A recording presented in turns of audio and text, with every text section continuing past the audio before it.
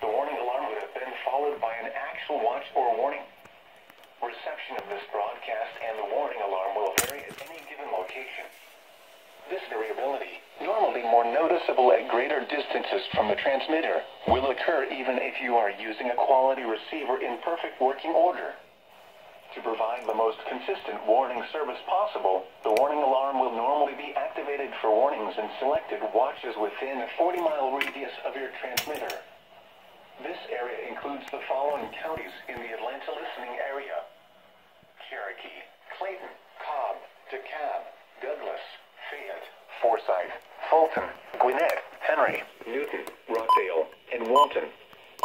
This concludes the weekly test of the warning alarm system. Watches within. We now return to our normal weather broadcasting. This includes the following Georgia counties: Baldwin, Bibb, Rex, Greene, Hancock, Henry, Jasper, Jones, Limerick, Monroe, Morgan, Newton, Oconee, Putnam, Rockdale, Tom River, and Walton. This concludes the weekly test of the warning alarm system. We now return to our normal weather broadcasting.